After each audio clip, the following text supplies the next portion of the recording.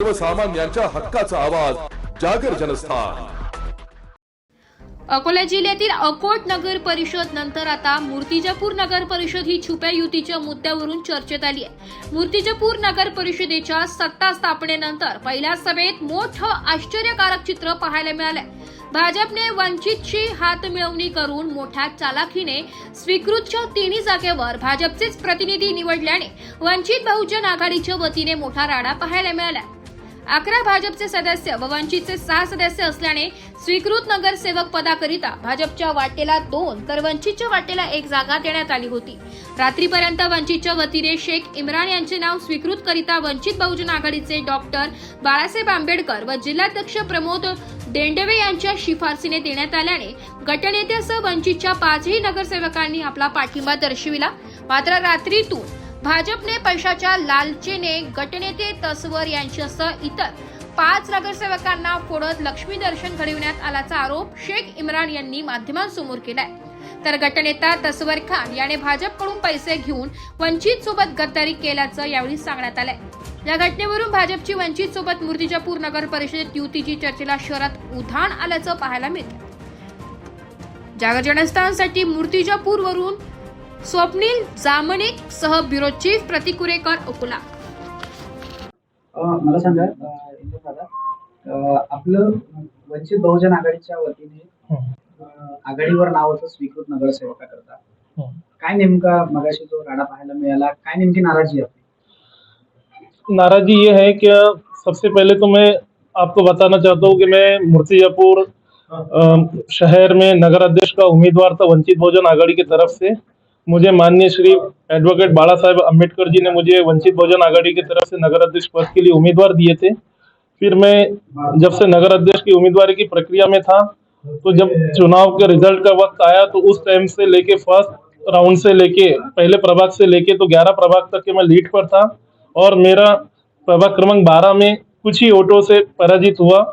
उसके बाद में जब ये खंत पार्टी के वरिष्ठ लोगों तक की गई और सभी को मालूम पड़ा कि वह मूर्तिजापुर से एक वंचित बहुजन आघाड़ी के उम्मीदवार हैं जो बहुत कम वोटों से हारे हैं, तो उनको पक्ष के तरफ से और जिनकी वजह से 6 लोग नगर सेवक चुनकर आए हैं उनके मार्फत पक्ष ने एक व्हिप जारी किया।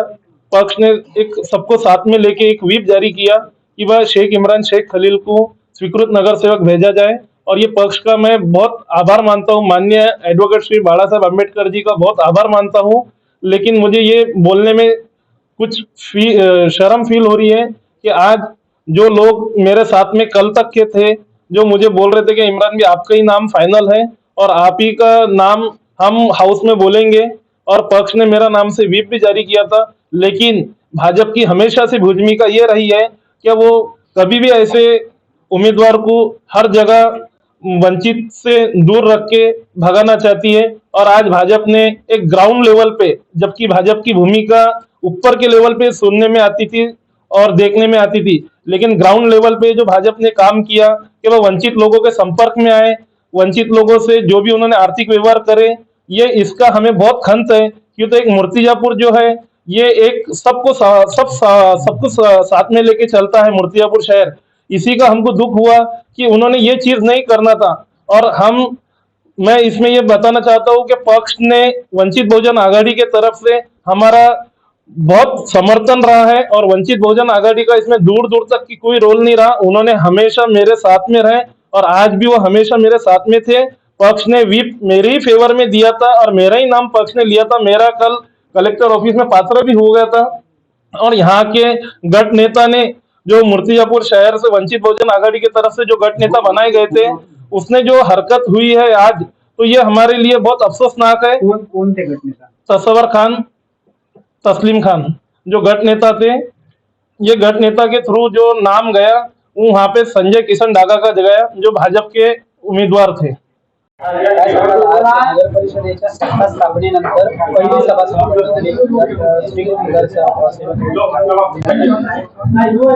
नगराध्यक्ष आणि नगरसेवक निवडणूक पार पडल्यानंतर आज उपाध्यक्ष आणि 3 स्वीकृत सदस्याची निवड होती आणि जी अपेक्षा होती त्या अपेक्षेप्रमाणे सगळ्या नगरसेवकाच्या एकमतानं मान्य रोहित अण्णा अवलवार यांची बिनविरोध उपाध्यक्ष अशी निवड झालेली आहे आणि स्वीकृत सदस्य म्हणून मान्य राम जोशी, भारत जेठवानीजी आणि संजू डागा यांची निवड झालेली आहे। मी या सगळ्यांना खूप खूप शुभेच्छा देतो पुढच्या वाटचालीसाठी। यांच्या हातून जनकल्याणाचे काम हो अशी अपेक्षा व्यक्त करतो। 2 जागा भारतीय जनता पार्टी करता आणि 1 जागा वंचित करता अशी चर्चा असताना रात्रीचा खेळ चाले असं बोलल्या जातं। निवडणूक होईपर्यंत पक्ष असते, एक वेळा निवडून आलो की मग पक्ष राहत नाही। तसं जर पाहिलं तर मग मागच्या वेळेस भाजपचे 4 होते आणि शिवसेनेच्या आमच्या काकू संगीताताई विनायकरावजी गुल्लाने त्या स्वीकृत झाल्या होत्या। त्यावेळेस काही भाजपचा नगरसेवक इथं आला नव्हता स्वीकृत मध्ये, तर पक्ष काही नसते, सगळ्यांनी विश्वास टाकला। हर्षलजी साबळेच्या नेतृत्वात चांगला नगराध्यक्ष काम करणारा पोरगा निवडून आल्यावर सगळ्यांनी अपेक्षा वाढलेल्या आहेत आणि आपापल्या भागातला विकास झाला पाहिजे या दृष्टिकोनातून सगळे सत्ता समीकरणाच्या इकडे जात असतात। यात काही वावगं नसते, कारण शेवटी विरोध जर झाला तर कुठे ना कुठे विकासाले खोळंबा असते। पण आज मी सांगितलं ना तुम्हाला की 18चा गट, 6चा गट, स्वीकृत 3, 24, 3, 27 असे सगळे एका जागी आलेले आहे। जसं मागच्या वेळेस झालं होतं त्याच पद्धतीने यावेळेस झालेला आहे आणि आज पक्षरहित सगळे नगरसेवक मूर्तीवरच्या विकासासाठी काम करणार आहे ही मला खात्री आहे। शेवटचा प्रश्न विचारतो, अकोटची पुनरावृत्ती मोदी भागात झाली असं म्हणावं? नाही अकोटची बी पुनरावृत्ती जी आहे ना, अकोटवाले जे म्हणून राहिले भरटेजी की हे भाजपचे सदस्य बी नाही, प्राथमिक सदस्य नाही आहे। आता तुमचे मीडियावाल्याला काय आहे, एखाद्याला हिरो करणं एखाद्याला हिरो करणं, हे जे काम देवाले जमत नाही हे मीडियावाल्याला जमते। त्याच्यामुळे आता त्याची जर तुम्ही भरतीची प्राथमिक सदस्य मी मला दाखवून दिले तर मी हे गोष्ट एक्सेप्ट करीन। बीजेपीचा एबी फॉर्म कसा मिळाला मग कोणाला भाटियाजींना? एबी फॉर्मचा विषयच राहत नाही। याच्यातनी हे जे निवड जे करते, हा जो गटनेता असते, गटनेता जे नाव देते याच्यात काही मतदान होत नाही। याच्यात फक्त गटनेता, सभागृहाचा नेता म्हणजे नगराध्यक्ष हा पहिले सीओ केलं होतं। यावेळेपासून आता या सभागृहाचे नेते आपले नगराध्यक्ष हर्षल साबळे आहेत, त्यांनी त्यांच्या फॉर्मवर दिलं की या माणसाला आमच्या गटाने स्वीकृतीसाठी आम्ही निवडलाय। त्याची घोषणा अध्यक्षांनी केली आणि ते गटनेत्याचा तो त्यांचा अधिकार आहे, कोणाला निवडायचं, कोणाला घ्यायचं, काय करायचं हा त्याचा विषय। आता त्यांना दादाजीच्या रूपानं चांगला एक अनुभवी नगरसेवक ज्यांनी चांगलं काम केलं, म्हणजे नगरपालिकेने फंड घेऊन असेल तर विषय त्यांनी चांगला मार्गी लावला म्हणून त्याच्यावर जास्त विश्वास झाला, त्यांचं नाव घेतलं। बघायला गेलं भारतीय जनता पार्टीची वंचित सोबत युती म्हणावी। मागच्या वेळेस 23 एका जागी होते, आता 27 झाले, 4च वाढले, याला फरक आहे। शेवटी मूर्तिजापूरच्या विकासासाठी प्रत्येकाने जनतेने निवडून दिलेला आहे। आता त्या प्रभागामध्ये त्या भागामध्ये त्या लोकांचे कामं झाले पाहिजे म्हणून सत्ता समीकरण जिकडे असते ते लोक तिकडे येतात आणि आपल्या वार्डाची बारामती करतात। आता त्यांनी पुढच्या वेळेस पुन्हा निवडून यायचं आहे म्हणून त्यांनी आज भाजपची सत्ता केंद्रात आहे, राज्यात आहे, खासदार अकोला जिल्ह्याचे भाजपचे आहे, मूर्तीवरचे आमदार भाजपचे आहे, आता युवा नगराध्यक्ष काम करणारा भाजपचा आहे। बाहेर जाऊन काय करतील म्हणून त्यांनी आमची मदत घेतली, आम्हाला मदत केली त्यांनी। तुम्ही भाऊ मला सांगा, वंचित बहुजन आघाडी आणि भारतीय जनता पार्टी यांची मूर्तिजापूर नगर परिषद मध्ये युती झाली का? नाही, बीजेपी सोबत आमची वंचित बहुजन आघाडीची बिलकुलच युती नाही। मग जो आजचा प्रकार झालेला आहे की वंचित बहुजन आघाडीच्या वतीने भारतीय जनता पार्टीचा एक उमेदवार हा स्वीकृत म्हणून स्वीकारला गेला, काय नेमका हा प्रकार आहे?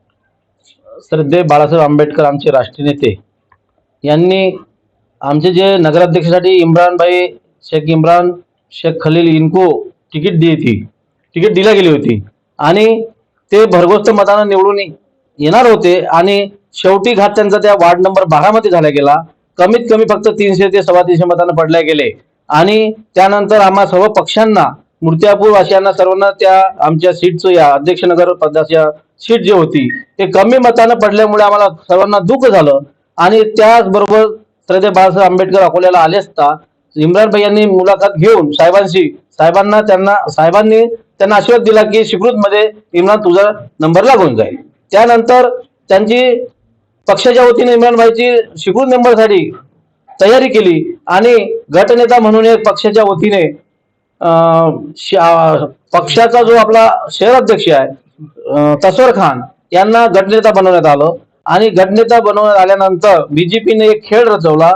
पैशाच्या लाभापोटी हे आमचे जे गटनेतासह 6 नगरसेवक त्यांनी रातोरात म्हणजे आमच्या सोबत होते, परंतु आज सकाळपर्यंत काय खेळ झाला, त्यांनी कसे चोरले पैशाच्या लोभापाठी हे त्यांच्या बीजेपीच्या मागे गेले असा आमचा बीजेपीवर आरोप आहे. शेवटचा प्रश्न विचारतो, ज्या गटनेत्यांनी हे कारस्थान रचलेलं आहे त्याच्यावर कारवाई केल्या जाईल का? काय नेमकी कारवाई केली? बिलकुल श्रद्धेय बाळासाहेब आंबेडकरच्या आदेशानुसार साहेबांना ही माहिती पोहोचवण्यात येऊन, कारण त्यांच्यावर पक्षाच्या माध्यमातून गटनेता ही पद साहेबांच्या आदेशानुसार काढल्या जाईल आणि त्यांना निलंबित केलं जाईल. नगरसेवक पदावरून की नेमकं काय? नाही, जे योग्य ठरल्या जाईल, जे श्रद्धेय बाळासाहेब आंबेडकर निर्णय घेतील ते योग्य राहील.